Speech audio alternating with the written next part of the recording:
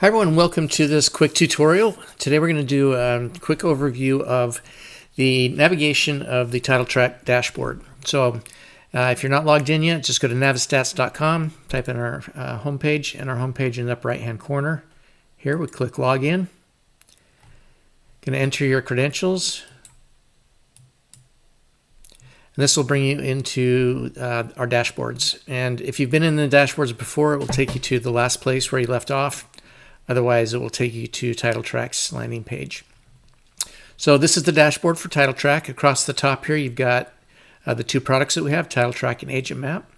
This first bar across the top, you've got your filters, competitors, county selector, and your date picker.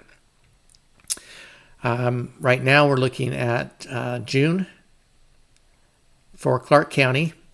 I'm going to change this. I want to look at the last 12 months. Well, let's just look at last year. So we'll look at 2025. And in the top 10, over here on your left-hand side are your market reports, your overviews, your closings for title closings for residential and commercial, lender closings for residential and commercial, and builder activity. So right now we're looking at the top 10 report in Clark County for 2025. You can see the top 10 competitors here, the number of closings, the percent of market share that they held, and the estimated value of their closings. This is a pie chart of this data right here.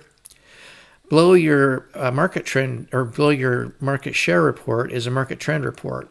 And we're going to do the drop down here, and we're going to choose on a monthly. This will show you over time each company and the highs and lows, the peaks and valleys. You'll see some crossing of lines here between Chicago and Fidelity for second and third place. But everyone's pretty much kind of in their lanes. And that's a really good overview of the market over the last year. If you want to look at resale, refi, or new in residential, commercial, so any of these three reports in both lenders and title closings, we need to choose a competitive set. So what I'm going to do here is click on competitors. I'm going to choose the top 10. And I'm going to take out a few here. We'll do WFG Lender Services. And then we'll just do those 7 competitors. Now it's going to kick us back into the top 10 report. So you'll see the top 10. But now when you click on resale, you'll see the 7 competitors that we just selected with the number of closings for the last year, market share, and the market trend report. You just notice things like, WFG was kind of slightly going up, as was Fidelity. Both of them had a pretty big, a minor increase in October of last year. Chicago dropped. First American had a little bit of an increase. These 3 companies at the bottom are about the same. So it just gives you a really good view of what's happening. In the resale, refi, and new, you'll see a closings details section. So these are all the closings for this time frame for last year. So you can look at refis, look at new construction for any of these reports. I want to go over the overview reports really quick. We'll look at total monthly closings. So for the last year, these are the total closings for each month. Just gives you a time for or a reference of, slow season, busy season. Why October was the biggest month of the year last year. So that gives you a good overview of the year. Market overview gives you all of these numbers in one chart for the 7 competitors for this time frame. So for those 7 competitors, total closings, total residential, resale, refi, and new, total commercial, and then builder activity. So that's your market overview. And again, you can export any of these charts to CSV files. Last thing I want to show you is time frame comparison. This takes a single competitor. We're looking at WFG right now, and we're going to choose 2 time frames. So because we're at the beginning of June here, I'm going to go back to beginning of, let's see. We'll do the beginning of May.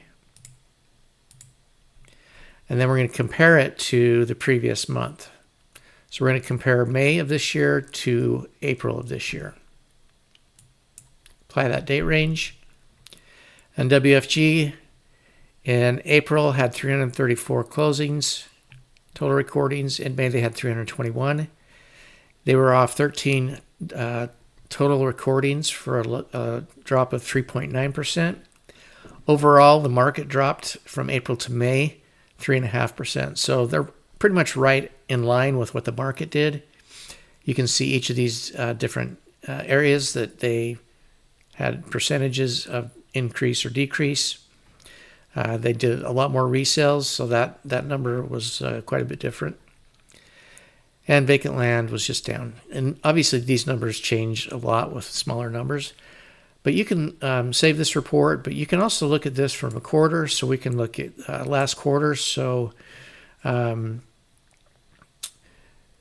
let's do last quarter. Since we don't have June yet, let's do the first quarter. So we'll do January through